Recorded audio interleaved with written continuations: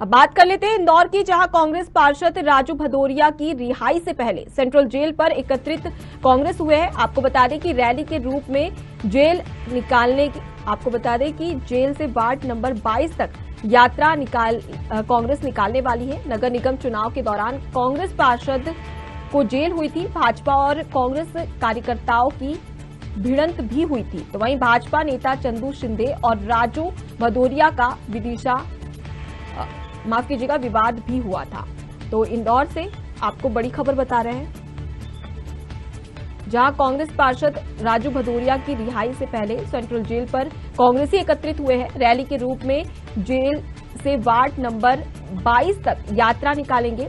नगर निगम चुनाव के दौरान कांग्रेस पार्षद को जेल हुई थी और इसी के चलते भाजपा और कांग्रेस कार्यकर्ताओं में भिड़ंत भी देखने को मिली थी। वहीं भाजपा नेता चंदू शिंदे और राजू भदौरिया का विवाद भी हुआ था और इसी के चलते अगर कुल मिलाकर देखा जाए तो इंदौर में भाजपा और कांग्रेस आमने सामने नजर आ रही है।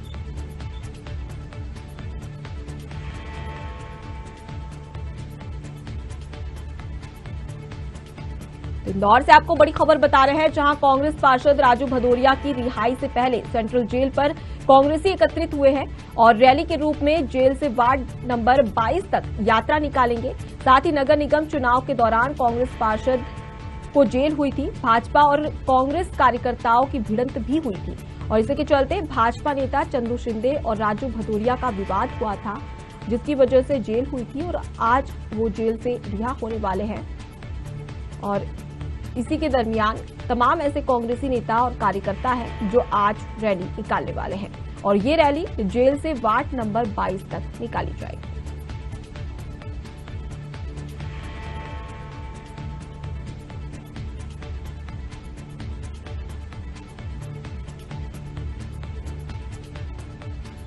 तो इसी खबर पर और भी जानकारी के लिए सीधे रुक करते हमारे साथ में संवाददाता हेमंत जुड़ चुके हैं। हेमंत, अगर देखा जाए तो कांग्रेस पार्षद राजू भदौरिया की रिहाई से पहले सेंट्रल जेल पर कांग्रेसी एकत्रित हुए हैं, तो कहीं ना कहीं रिहाई के बाद में कांग्रेस में खुशी का माहौल है, तो वहीं भाजपा के लिए गम वाली स्थिति पैदा हो गई है। विस्तार से जानकारी दीजिए कि आखिर क्या मुद्दा था, किस वजह से उन्हें जेल हुई थी और अब रिहाई मिल रही है। अनुपमा, देखिए, बताना चाहूंगा, नगर निगम चुनाव के दौरान वार्ड नंबर 22 में जो भाजपा के प्रत्याशी थे चंदूराव शिंदे, वह और राजू भदौरिया के कार्यकर्ताओं के बीच विवाद हुआ था। लेकिन शासन प्रशासन के दबाव के चलते राजू भदौरिया पर धारा 307 के तहत मामला दर्ज हुआ था और उसमें राजू भदौरिया को जेल हो गई थी। जिस समय राजू भदौरिया और चंदूराव शिंदे का विवाद बताया जा रहा था, लगभग 4:55 का यह विवाद बताया जा रहा था।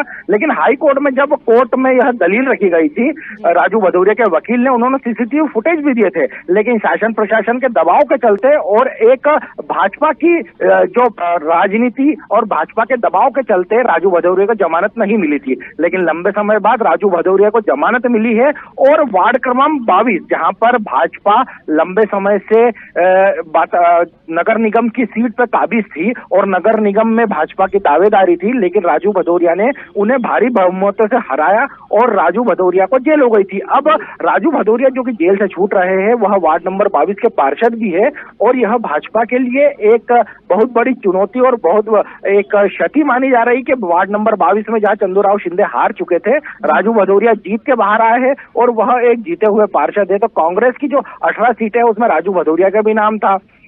सुबह से ही यहाँ पर अनुपमा कांग्रेस के कार्यकर्ता और बड़े दिग्गज नेता पहुंचे थे जेल से उन्हें रिहाई करने के लिए और एक जुलूस के रूप में लेके उन्हें सेंट्रल जेल से लेकर तो उनके वार्ड नंबर 22 तक एक भव्य जुलूस निकाला जाएगा और यह भाजपा को मुंह तोड़ जवाब भी है जो चुनाव में उन्हें शिकस्त दी है। तो अनुपमा, दोनों तौर से जहां भाजपा के लिए यह सीट बड़ी दावेदारी मानी जा रही थी, वहीं उनकी चंदूराव शिंदे की हार के बाद और राजू भदौरिया के जेल जाने के बाद उनका भव्य जुलूस निकालना कांग्रेस अपनी एक जीत मान रही है और एक जश्न के रूप में इसे निकाल रही है। जी अनुपमा, बिल्कुल। अगर हेमंत, अगर देखा जाए तो चंदू शिंदे और राजू भदौरिया के बीच में, उनके समर्थकों के बीच में विवाद हुआ था और इसी के चलते अब राजू भदौरिया को रिहाई मिल रही है।